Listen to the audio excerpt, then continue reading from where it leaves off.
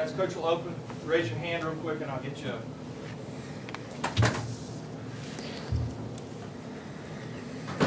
How's everybody today? Good. I guess I wish everybody a happy belated Halloween. I know you all look like trick-or-treating fools. Like an outfit that's really expert in that regard. But one thing I would like to do is thank everybody for all the birthday wishes I got. It's really appreciated, more than you know, that people are kind enough to, whether it's send cards, send texts, whatever. A lot of friends out there, a lot of supporters, and we really do appreciate it. But I'd like to give everybody a little message, which I kind of feel, you know, we all go around thinking, I have to do this, I have to do that, I have to get up and go to work today. How about replacing have to with glad to? Glad to get up today, glad to go to work today, glad to have the opportunity, glad to be here. So that's how I'm feeling right now.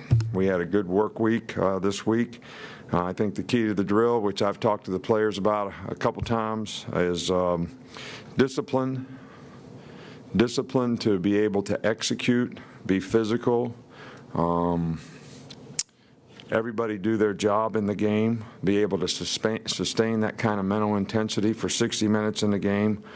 These games have always been tough games. They've always been close games. They've always been physical games. So I think you got to get your mindset to be ready to play a game like that. But it'll always come down to who can do the best job of executing, blocking, tackling, turnovers, taking care of the ball, making big plays, eliminating big plays. Maintaining poise, playing smart, being disciplined. I know it'll be a great atmosphere in the stadium. I think it'll be important to our players that our fans are really into this game. Got a lot of national attention riding on this game, and this game has turned into a big rivalry for both sides, and I think we should respond to it accordingly. Okay, we'll start back to Charlie. Just have you seen Deshaun Hand and Josh Jacobs progress this week, and what do you think the chances are that either of those guys will be able to play Saturday? Well, Josh Jacobs is fine. He'll be able to play, no question. Deshaun Hand has practiced, got reps. I don't think we'll be able to know whether he'll be able to play or not until pregame. He's been medically cleared.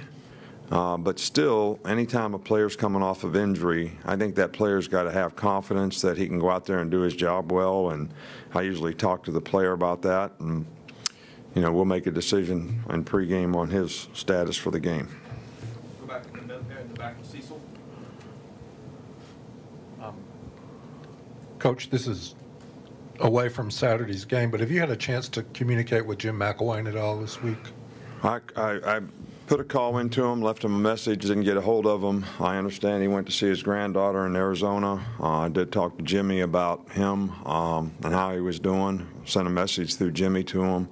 But, you know, as the week winds downhill, I certainly, you know, like to have an opportunity to let him know that we're here to support him in every way that we can. You know, I think Jim did a really good job there to get to the SEC championship game the last 2 years. You know, the first 2 years he was there, you know, we've had to play him, and they're always difficult preparation, and we're just sorry it didn't work out for him better, and we'll do everything we can to help him in the future. In the middle with Michael.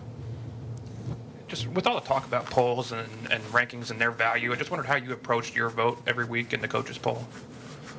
Well, I approach my vote in the coaches' poll very seriously.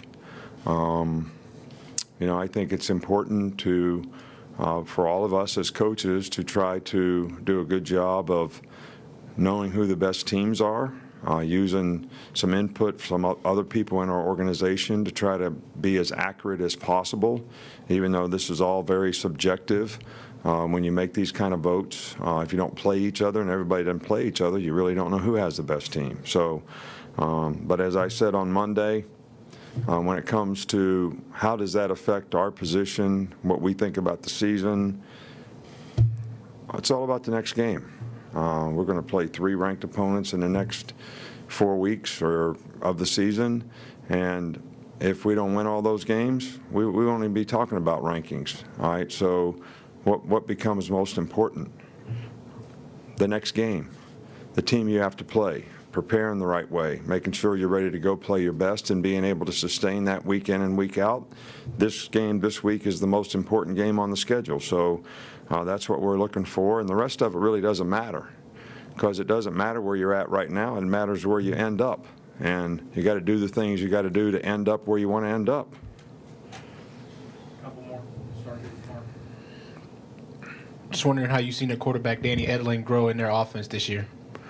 He's done a nice job of executing their offense. You know, I think he's improved, you know, quite a bit in terms of his understanding, his confidence that he plays with. He's been, I think, much more efficient, you know, in terms of passing efficiency. Hadn't turned the ball over a lot. Has scrambled and made some key plays for him and used his feet when he needs to. So I think he's run a really good job of playing winning football for them. And, you know, we have a lot of respect for what he can do and what their skill guys can do as well. Sorry, Coach, we do have two more. We'll start with Alex and then Ryder. You speak often about your messages to the team, you know, and even using, you know, your platform here as those messages. How can you use, or do you plan to use the new college football playoff rankings, getting number 2, kind of dropping a little bit as motivation this week, or just? You know, I hadn't really thought about it, to be honest with you. I didn't even know we were number 2 until just a little bit ago. You know, that's how important I think it is. I would rather our players not be thinking about it. I would rather them not be talking about it. I'd rather them be thinking about what they need to do to play well in this game. You know, it's like getting on, you know, like 2/3, 3/4 of the way up the mountain, and you're slanting on an icy slope, and you're worried about some airplane flying by and you fall and bust your ass. I mean, that's basically what's equivalent, rather than focusing on what you need to do to keep climbing. I don't think I can make it any clearer. And I know you all want to make this a big story. Make it one. But don't make it about me, because it's not going to be about me. Finish up with Ryder. How's the catapult system helped you kind of basically pace out the conditioning of your team, especially at this stage of the year?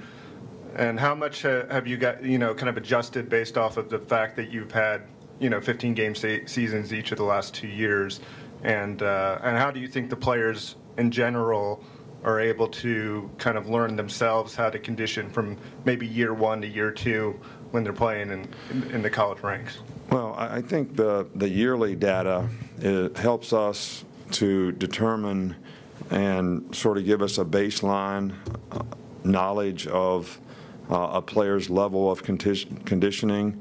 It gives you a baseline of how many explosive movements does he normally have and at what speed. And then you can compare that to where he is now in terms of what is his explosive movements and how many times can he duplicate that. And if a player can't do it when he's in tip-top shape, then he probably needs to be, you need to cut down his reps, try to get him to recover a little bit. And I think it allows you to see, not in total, although you can look at it totally and you can look at it by position, how your team is progressing through the year. I mean, you would like for your team to be going this way and not this way. And because we have 3 or 4 years of data now, we see when our teams have gone up and when they start to fall, and how we need to try to adjust, you know, that. So, and I think we've learned over the last 3 or 4 years how to manage that a little bit better, how to cut down practice some, how to cut down conditioning, how to rest certain guys, how to respect, you know, this information that we have. But from a player's perspective, you know, they can't lie to themselves. You know, if their explosive movement is 20 miles per hour and they go out and practice and they're hitting 14, and they're not hustling, they're not giving effort. We know that too. So if they're out there really giving effort and they can't hit 20, then that's our management issue. So, and how many times can they duplicate it? Thanks, Coach. That's it. Thanks for the good question. That was a good question. But what I would like to know is how that affects the poll. How does the catapult affect the poll?